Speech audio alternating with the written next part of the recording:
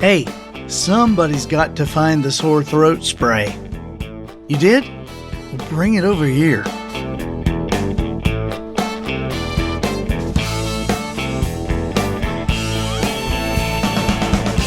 Good morning, afternoon, or evening. You are listening to the Professional Noticer. Welcome, welcome, welcome. Here, you and I will use common sense and all the wisdom we can muster to move beyond what is true and go all the way to the truth. With listeners now in 89 countries around the world, welcome Rwanda. Hey Rwanda, I am the Professional Noticer. Oh, you made a wise choice, my friend. Hello everyone, I'm Andy Andrews. Hey, thank you for making me a part of your week. As the Professional Noticer, it's my job to professionally notice something for you, and nothing's off limits. So what is your question? Business? Spiritual issues? Something on popular culture? Hey, we even tackle the odd conundrum like, how on earth did the woodchuck get its name? Now, chucking wood is the one thing they cannot and will not be persuaded to do. My purpose here today and with every show we do is to play the part of a best friend or coach. I want to help you live the life you would live if all your toughest questions were answered. Our sponsor today is ITAM.org. That's IAITAM.org. They're the only global member-based training organization dedicated to meeting the needs of IT asset management professionals. This is an awesome, just an incredible training organization. ITAM is the only global training organization turning out IT asset managers that corporations immediately hire, and this is going on all over the world. So check them out. I mean, how would you like to compete in the marketplace with an accredited online program and get a degree that is actually in huge demand? I mean, in this world where we're hearing about people being, awarded degrees that put them years and tens of thousands of dollars in debt, and then they can't even find a position, how would you like to have a degree that your education did not cost that much, and when you got the degree, there were actually major corporations begging people to fill these positions? And you're asking, I know, huge demand? By who? Well, look, go to IAITAM.org, look through their client list. You'll see everybody from Sony Pictures to NASA to the United Nations. I mean, Google is one of ITAM's clients. Google and Yahoo and Facebook and Microsoft and Apple. I mean, these companies only hire the people that ITAM has trained to be asset managers. These companies have to have asset managers too. And they can only get them from this particular place because ITAM offers the only accredited degree in the field. Awesome people. And of course, I love Dr. Barb. She is just the best. That's ITAM.org, IAITAM.org. Observations and answers are what we do here. I deliver the observations. You provide the questions.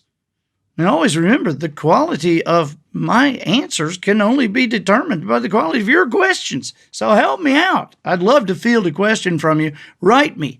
Email is theprofessionalnoticer@andyandrews.com. And listen, if we use your question, the Professional Noticer will send you your choice of the Guided Traveler Experience. This is 8 hours of live video, or you could choose the 100-year parenting, a generational parenting. It's an awesome collection of 53 videos between 10 and 20 minutes each, and funny and insightful, and I think you would really enjoy either one of them. But you got to write me. Okay, so come on, write me. This week, our first question is from Ricky. Hey, Ricky. Hey, Andy. I'm from Alabama. I really enjoyed the wisdom you share in your books. Now, at 50 years of age, I'm seeking wisdom on how to handle a really tough decision I know needs to be made. Only a year and a half ago, I found out who my biological father actually is, and the man is still alive. Now, Andy, I've known since my early 20s that the man who raised me was not my biological father. Yet he is the father I always have loved and respected. He is the man I've called Dad until his passing last December. My mom has also passed away.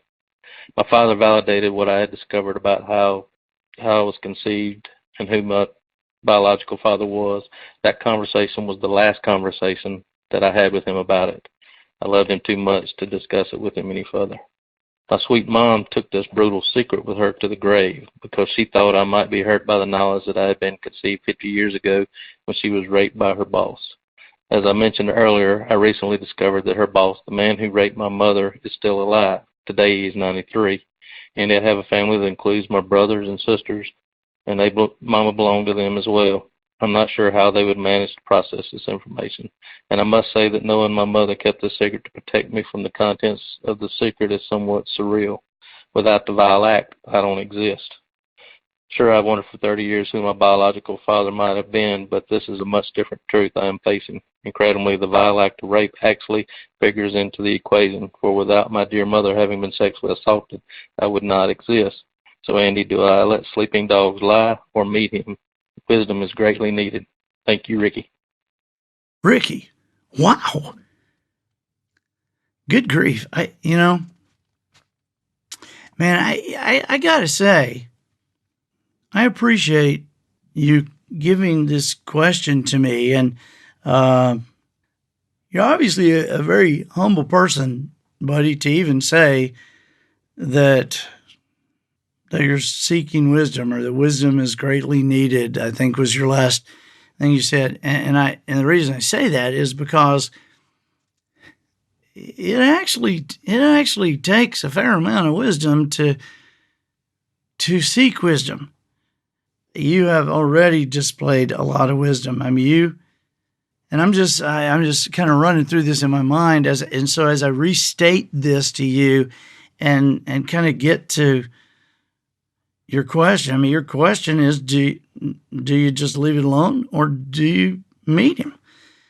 And of course, that question holds a lot of stuff in it. There's a lot of, I mean, it may look like a small package, but there's a lot of dynamite in this package because, whatever you do, there are a lot of things that are just going to, I guess, roll or happen because of it, or not happen because of what you do, or the thoughts that will be consuming people or not consuming people, or you, or.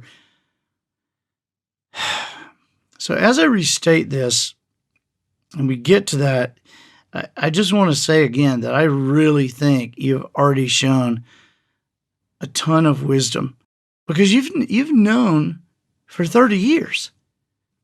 You've known for 30 years that the guy who raised you was not your biological father. And I think that was wise, that you did not really push your father and mother for more information about this. To make a wise decision doesn't always require that we know exactly why we're making the decision. Wisdom comes from a deeper place. And you might not have even understood for 30 years, gosh, I read about other people pushing to find out who their biological, parent is, and I've never really pushed them. They don't want to talk about it, and I've read stories about people just demanding that their parents talk about it, or going off and finding that person without their help and coming back and saying, well, why didn't you tell me this? But for some reason, Ricky, you had the wisdom to let your parents live their lives without causing, in one respect, what happened, and you could never change that for your mother. But had you made a different choice, or some different choices, you could have certainly made your mother relive it. You could have caused your mother some anguish. But for whatever reason, you did not. And so, in a way, your mother didn't just go to her grave with that secret, buddy. You allowed her to go to her grave with that secret. And, I know that that passing is a relief for many people, and older people that I have an amazing friend, amazing man in my life that is just such a great man to me, to my wife, to Austin, and to Adam, that just passed away this past week. And his body just wore out. He was in his late 80s, and 2 days before he took his last breath, I was still having conversations with him and asking him questions, and he was laughing and smiling. He was doing it weekly because his body had just worn out. And his wife had gone before him. One of his sons had already gone before him. He was ready to go. And so that passing was a relief for him. And I'm certain that in more ways than you knew at the time, that is true for your mom. That she passed believing that she had protected you and that she had taken care of you. And so that dad that you spoke so highly of just a minute ago, I look at your mom and dad and I think, what blessed people to have Ricky for a son. King Solomon wrote years ago that there is nothing greater to a man and a woman than to have a wise child, and so I can just imagine how quietly proud your mom and dad must have been of you. And yeah, they were scared about something you might find, or they had things that they were nervous about in their life, but buddy, they were proud of you. You mentioned that you have a family and that includes a brother and a sister. I would assume maybe that they have families of their own. So your parents had grandchildren, and they had 3 children. You, your brother, your sister, who I'm sure your brother and your sister felt the same way about them that you do. They loved them, wouldn't do anything to hurt them. They would protect them with everything they had. And so, even though you have found this out, while you're wondering about, you know that your mother belonged to them too, and that her life belonged to them too. Right now, that life has had a period put on it, a good period. It had the period at the end of a book, and it was a good period. Much was accomplished.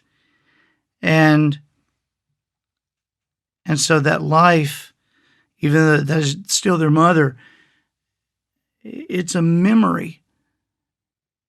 And it's something that they don't have to put, question marks on anymore.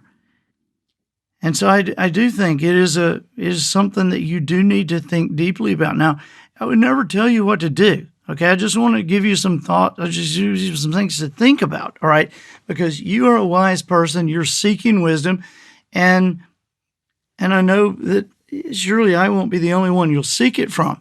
And so, use whatever I can give you, whatever I can muster, or whatever I can. The perspective I have on this, and use that, and use it in your best way. Use it to mix with what you know to be true, and you'll find the truth on this, what you should do. So I don't know how they would process the new information either, but I do know, or I do believe that they would begin to feel sorry for her in a way that they could never. It would be an itch they could never scratch. They would be sorry for her. They would be sorry they didn't know. They'd be sorry that they didn't know, and they'd be sorry that someone done. They'll be sorry that, there's a lot there. And, I guess the other decision that you make about whether you let sleeping dogs lie or go meet him, depending on what you decide to do, will have something to determine. That'll determine whether or how much or what you tell your brother and his sister. Okay, because I'm assuming the 93-year-old guy, he's not running around town talking about it. But you're right. I do see the irony in there. Your mother kept a secret to protect you from the contents of the secret. I mean, she thought you didn't even know that your biological father was another man. So she kept that secret from you because she knew the contents of that secret were that not only was another man, but he hurt her. He attacked her. So that is surreal. That is ironic. And it is true that without that vile act, you don't exist, at least in this form, right? So it comes down to, do you leave it alone or do you meet him? Okay, well, I would say also, before we discuss this, Ricky, there's another choice you have in there. I think you have the choice to leave it alone or meet him, or you also have the choice to meet him, declare to him that you are leaving it alone, and leave it alone. So that is three distinctly different things. And I'll tell you what I mean. If I put myself in your shoes, buddy, here's kind of what I think. I don't know that leaving it alone totally is an option if you want to have peace. Now, at this point, I'm not talking about your mom. I'm not talking about your dad. They have peace. Their work is done. Their day is done. They've lived their life. They did so honorably. They did so with great love in their heart for their children. And while they may not have always made the right moves, they made the moves they did with great hearts and with the reasons that made sense to them. So they did them out of love. But I don't know that you can leave this alone, because if you attempt to leave it alone, I think that you will live the rest of your life with questions about whether you should have left it alone or not. Did I let this guy get away with it? Should I found out more? Was there more to find out? Is this something? Should I have done something to bring somebody to justice? Should I have done something should I have told his family? Should I have told my family? I think if you leave it alone, there are so many questions that you will not be happy that you left it alone. I think it'll drive you nuts. I think it would me. Now, do you meet him? Do you just plain old meet him? Well, that carries its own weight. It's because how do you do it? You show up and say, hey, guess who I am? Or, I don't know. Do you go up and make him feel bad? Do you go up and say, hey, I'm going to call the police unless you tell so-and-so? Or I think now you need to tell my family. I think you need to tell your family. I don't know. This could go so many different ways. But again, I cannot think like him, and you cannot think like him. And even if we thought we did, even if we thought we were able to think like him, the reality is that nobody can think what he's thinking. Nobody would even have any clue what he's thinking. Only he and whoever he believes God to be. Or if he doesn't believe in God, then then only him and who he talks to in the middle of the night in his head can know what he's thinking. And so you cannot, no matter what you do, I don't know that you will truly change any feelings that he doesn't have now or hadn't come to or whatever.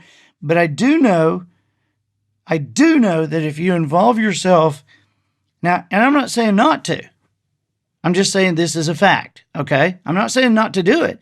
I'm just saying this is a fact that I want you to consider, that if you do involve yourself in meeting him and whatever with his family, your family, you will be involving yourself. It'll be like that tar baby that Brer Rabbit hit and couldn't get away from.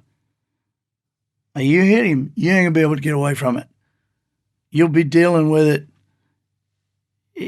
longer than the rest of his life if he's 93, because you'll be dealing with it with your own brother and sister, if not his children. You'll be dealing with it. And I don't know that you want to. And so the only other possibility that I can think of, and this is one you have to just think about too, buddy, all right? And this might be the hardest one of all, but it might be the one you decide gives you some peace. I would not blame you if you were just so fired up mad. I just can't imagine how you would feel. But you probably know, if you and I have talked before, or you've listened. One of the big themes in my life is trying to figure out this forgiveness thing, and to forgive somebody, they don't have to deserve it, and they don't have to ask for it. And in reality, they don't even have to know they're being forgiven. And so, in a way, I suppose you could forgive this guy and not even ever see him. But I wonder if that would give you the peace and the certainty in your own heart about who you are. The 11th commandment is, thou shalt not kid thyself. And so to be able to live your life and know that you've done what you've done, you've lived your life without ulterior motives. We all have them, and nobody can say they haven't lived their life without some ulterior motive. But in this case, in this instance, if you can live this and get through this and convince yourself that your actions have no ulterior motive, that you're not bargaining with God about this, that you're not saying, well, God, I feel like I'm supposed to do this because it's the right thing. And of course you want me to do the right thing, when, you really know you really want to do this because you're mad. Or I don't know. We have so many ways of rationalizing things with ourselves. I wouldn't guess how many different ways there would be in this crazy situation. But if you want to be sure about yourself, your motives, your courage, your peace, the possibility does exist. And I only mention this as a possibility. The possibility does exist that you meet this guy, or that you go see him, and that you lean into him without anger, without making him feel like you're fixing to cut his throat, and to tell him who you are. And, it's hard to find anything to be grateful about in certain situations. Okay? And a lot of times, I know that many of us believe that God can take something horrible and make something good out of it. I have a really close friend. His name is James Robison. If you look at, there's a television show called Life Today. I think it's a great show. It's not overly well known, but it plays on a bunch of different channels. And I've done the show several times. But James Robison is 80-something years old. I think he's a great man. And I think he has done just an awesome amount of good in this world. He's a great man, and he's done great things. He and his wife, you would not believe the amount of money for wells that they've raised. They've raised money to dig wells in Africa and places in India, around the world, for villages. And they've raised this money knowing it costs about $4,500 a well, that has saved the lives of people all over the world. And they've done this quietly. They've done this without coercing people into sending the money. I mean, it's been amazing to watch. This guy has done amazing things. But I want to tell you something about James, Ricky. You need to look him up. James Robison. That's Robison. It's not Robinson, it's Robison. Okay. So James, his life is like your life. James was the product of a rape. James' mother was a single lady, and she was raped on the street. I mean, it was like an attack, not even by somebody she knew. This was like in the night with a gun held to her head. And of course, when they found that she was pregnant, you know, all the thoughts that go through somebody that I'm sure that your mother had, go through somebody about what they're going to do. But she decided to keep the baby. And your mama, Ricky, decided to keep the baby. And so it's an odd thing when I look at James and I know all the people who are alive because James was alive. So just like you said in your message, you said the vile act of rape actually figures into the equation. Without your mother having been sexually assaulted, you would not exist. Without James's mother being sexually assaulted, he would not exist, which means the butterfly effect on that one that seemed to go so wrong, God was able to use that to do something so right, to save the lives of so many people that James was put in a position to save. And so there are many great things I'm sure that you have done in your life.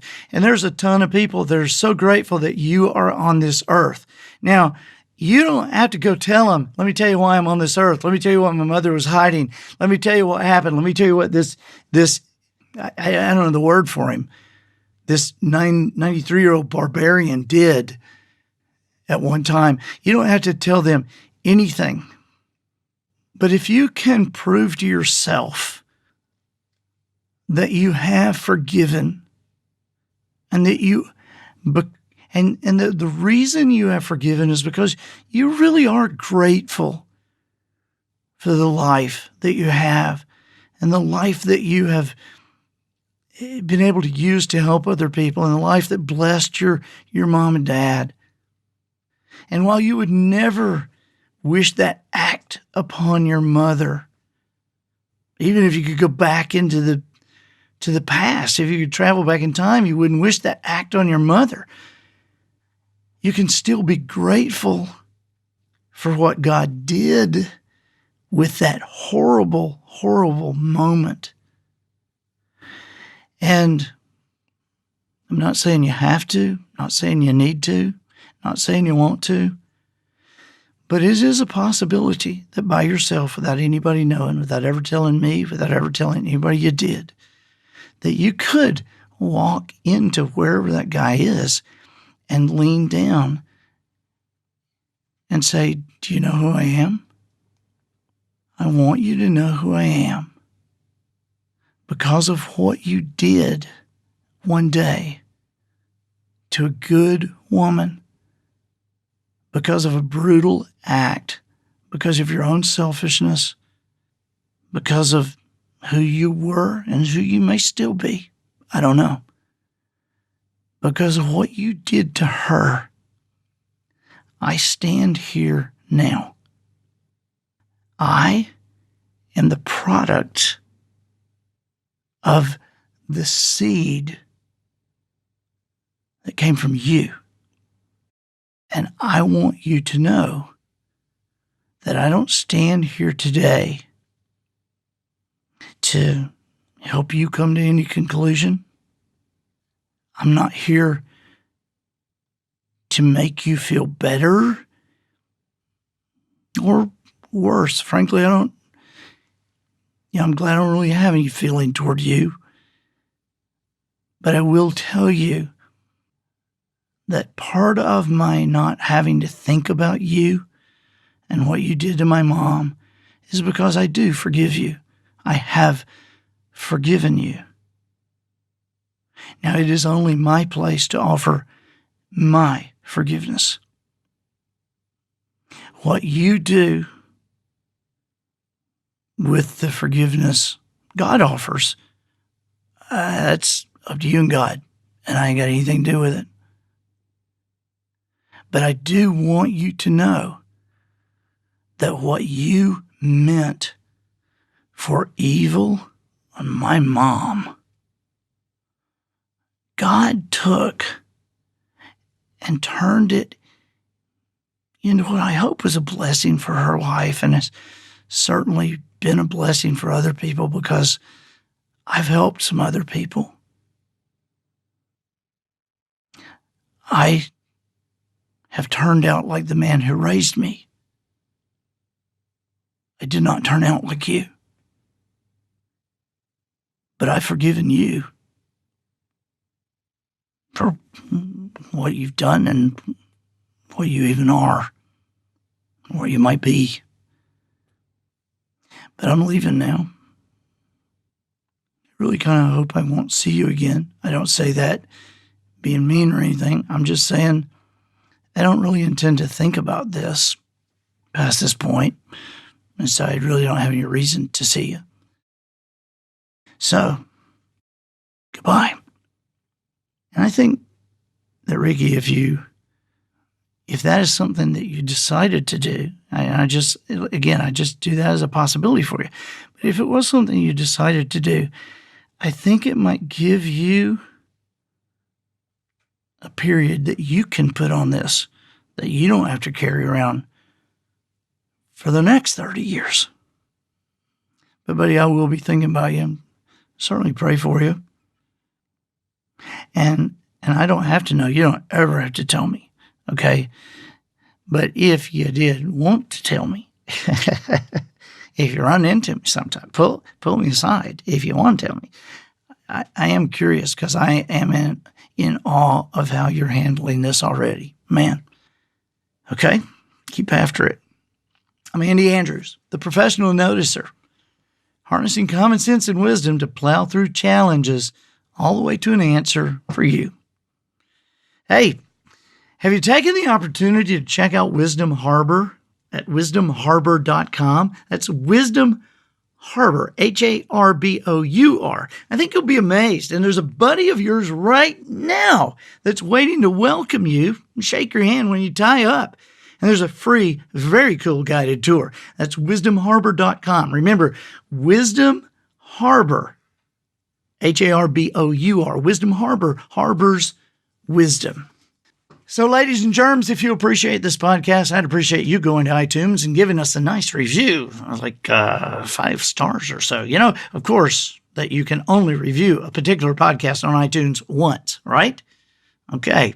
Therefore, if you haven't already, please make today your day. And since you can do this only once and be done with it forever, you can just consider reviewing this podcast on iTunes, kind of like getting a polio vaccination or like registering your washing machine with Whirlpool's service department or like getting baptized. Yeah. I mean, once you post a review on iTunes, I'm not going to bug you about it again, right? I mean, there would be no reason for me to bug you about it. It wouldn't even count the second time. On the other hand, I really would like you to talk to your family and friends about the good news of the professional noticer, and then maybe they could become one of us, and we will bug them to get baptized. I mean to post a review on iTunes. Anyway, hey, I think that'll do it for this week. Get us out of here, Matthew.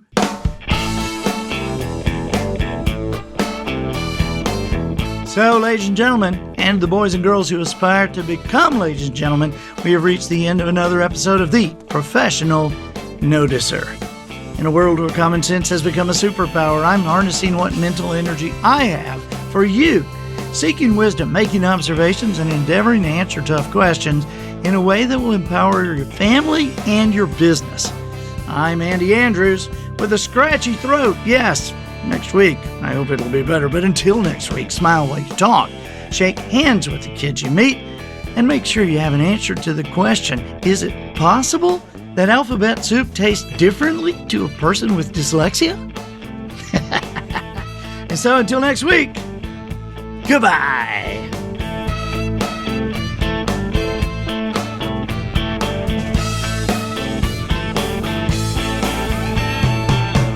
This episode of The Professional Noticer was produced by Matt Limpert. The Noticer theme written and performed by Sugarcane Jane. The whole kit and caboodle provided by Twinkling Smoke of Beverly Hills. Additional financial consideration provided by ToughSheetBedding.com. You have a penchant for the most exotic bedding materials this world has to offer? Is your linen closet brimming with silk, bamboo, eucalyptus, or Egyptian cotton sheets? Because those are the most luxurious, right?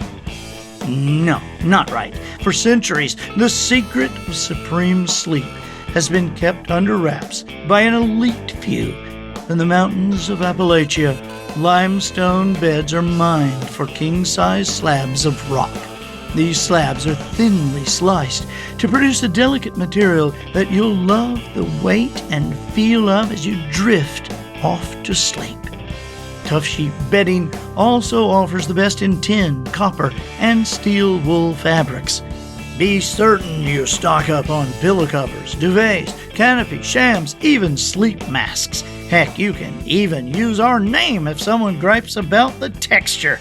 Say your spouse complains, you can respond as if you have cussed, then cleverly deny you said anything wrong, still having gotten your point across.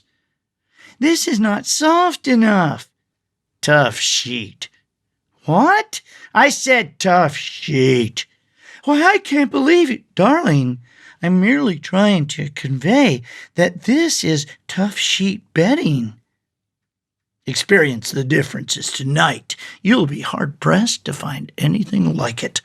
That's toughsheetbedding.com.